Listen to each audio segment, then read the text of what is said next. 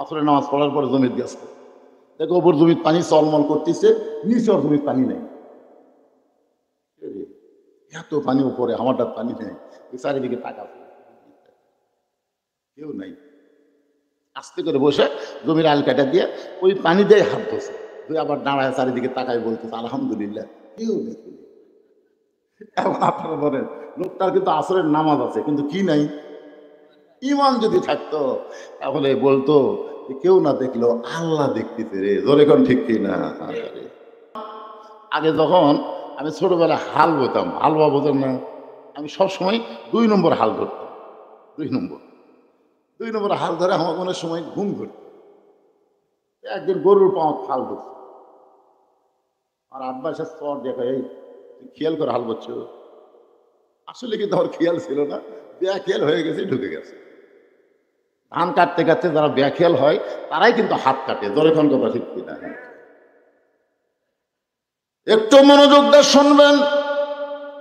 আল্লাহ রাসূল বললেন, খাদিজা ঈমান গ্রহণ করার পরে আল্লাহর সঙ্গে আপনি যে সম্পর্ক গড়ে তুলেছেন, আল্লাহ আপনার কবরকে জান্নাত বানায়া দিবে।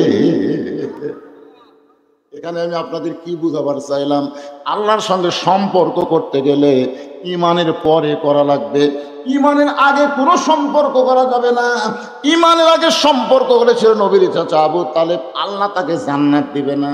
দাতা হাতিম তাই আল্লাহর সঙ্গে সম্পর্ক করতে চেয়েছিল, দান করে আল্লাহ তাকে জান্নাত দিবে না।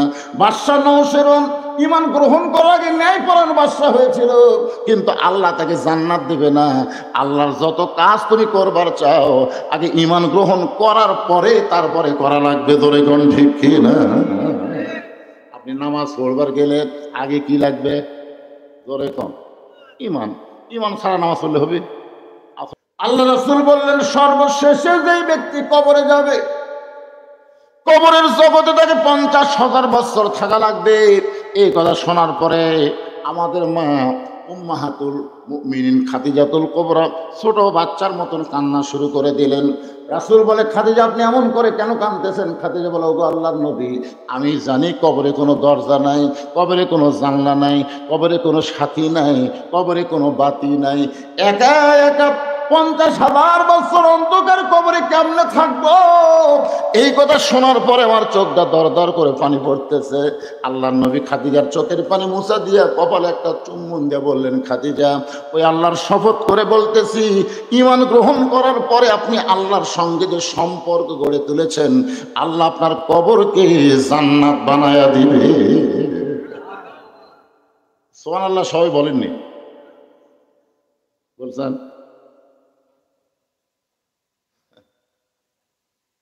এবার এই 3 জন কি গল্প করে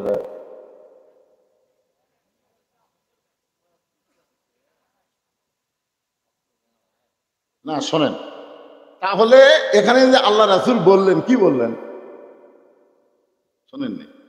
খেয়াল করেননি? এদের তরিকতের লাইনে একটা কথা আছে, খেয়ালেতে রাখো মন, খেয়ালো অমূল্য ধন, খেয়ালো হারাইয়া গেলে সব হবে তার কারণ। সাহাবারা বললেন, রাসূলুল্লাহ মা হুয়াল ঈমান, এই ঈমানটা কি? আল্লাহ রাসূল বললেন, ইকরার বিল লিসান, তাসদিক বিল জানান, আমল বিল আরকান, এরই নাম হলো ঈমান। জবানে বলতে হবে লা ইলাহা ইল্লাল্লাহ, জবানে বলা লাগবে। সবাই বলেন লা ইলাহা ইল্লাল্লাহ, লা ইলাহা ইল্লাল্লাহ, লা ইলাহা ইল্লাল্লাহু মুহাম্মাদুর রাসূলুল্লাহ। আপনার বলেন তো, এই ইকরার বিল লিসান রাসূল যদি বলতো এটা ঈমান, তাহলে আমাদের জন্য তো কোনো সমস্যাই হতো না। মারাত্মক ক্যাচ মারছে ভাই, তাসদিক বিল জানান। খালি মুখের মধ্যে কলেমা জপলে হবে না রে, ওই কলেমাটা কলিজার মধ্যে ঢুকান লাগবে। ধরে কান কার ভিতর? কলিজার মধ্যে যখন ঈমানের জায়গা হবে, ওই লোকটার কাছে জীবনের চাইতে ঈমানের দাম বেশি হবে। এখন আপনারা বলেন তো, এই বাজারের লোকেরা, আপনাদের কাছে জীবনের দাম বেশি না ঈমানের দাম বেশি? মুনাফিকদেরকে আল্লাহ জাহান্নামের সবচাইতে নিচে জায়গা দিবেন। সাহাবীরা জিজ্ঞাসা করলেন, ইয়া রাসূলুল্লাহ, জাহান্নামের নিচে মুনাফিকের খাদ্য কি হবে? রাসূল বলেন, ওপরে যে কাফের থাকবে, ওই কাফেররা যে পেশাব পায়খানা করবে, ওই পেশাব পায়খানা হবে মুনাফিকের খাদ্য। তাহলে কাফেরের পেশাব পায়খানা হলো মুনাফিকের খাদ্য। এখন আপনারা বলেন, আমরা কিছু মুনাফিক হবার চাই, তাহলে কি হয়ে মরা লাগবে? মুসলমান হয়ে মরতে গেলে আমাদের করণীয় কি? এই যে একটা গজল আছে, কিন্তু যেদিন ডাক পড়িবে কবর মাঝে যাইতে, জোগাড় কিছু করছ বন্ধু তার মাঝে বিছাইতে। আপনার বলেন তো কবে ডাক পড়বে? এই দেখেন কি বলতে, কিন্তু যেদিন, মানে সময় বান্ধা দেয়নি বাদান। যদি আল্লাহ বলতো, যা তুই যাচ্ছ, যা, তুই 60 বছর বাঁচবি, তুই 70 বছর বাঁচবি রে, তোকে আমি সময় 70 বছর দিলাম, তাহলে 50 বছর যা ইচ্ছা তাই করে 51 থেকে তওবা তাসির করিয়া বুঝলেন আমি যা হুসিল। একটু মনোযোগ দিয়ে শুনবেন, যে কোনো সময় যদি আমাদের মৃত্যু হয়, তাহলে আমাদের এখন থেকে প্রস্তুতি গ্রহণ করা লাগবে। আর মুসলমানের 1 নম্বর প্রস্তুতি হলো নামাজ। নামাজ যদি না থাকে, আপনি ঈমান এবং মুসলমানিত্ব রক্ষা করতে পারবেন না। এখন আসেন, মনোযোগ দিয়ে শোনেন। ইজা আসাবাতুহুম মুসিবাতুন ক্বালু ইন্না লিল্লাহি ওয়া ইন্না ইলাইহি রাজিউন। বিপদ আপদ মুসিবত যখন আসবে, এখন আপনাদের কাছে আমার প্রশ্ন হলো, এখানে সংক্ষেপে ছোট প্রশ্ন, খুব ছোট, যে বর্তমানে আপনাদের শেরপুর এই এলাকার জন্য সবচাইতে বড় বিপদ কি? যে বিপদের সময় আল্লাহ ইন্নালিল্লাহ পড়ার হুকুম দিল, কলু মানে কি আল্লাহ ফরজ করে দিল। এখন আপনারা বলেন, আপনাদের এলাকায় সবচাইতে বড় বিপদের নাম কি?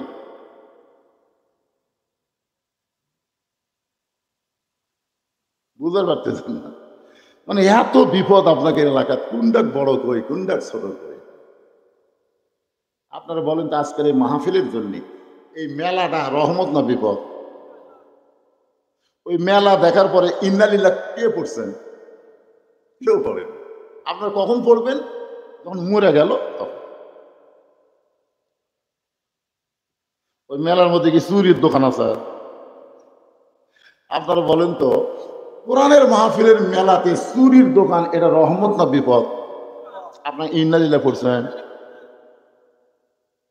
সবচাইতে বড় বিপদ হলো প্রত্যেকটা যুবকের হাতে একটা করে টাচ মোবাইল। জোরে কোন কথা, ঠিক কিনা? তা আপনার ছেলে যে টাচ মোবাইলে ঘুরতেছে, আপনি ইন্নালিল্লাহ পড়ছেন।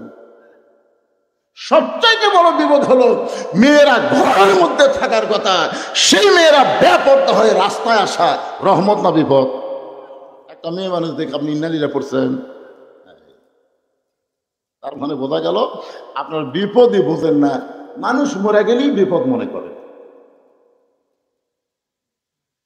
সবচাইতে বড় বিপদ, মানুষ মরার পরে ইন্নালিল্লাহ কেন পড়ি? এই কারণেই পড়ি, আমাদের জন্য মরাটাই হলো সবচাইতে বড় বিপদ।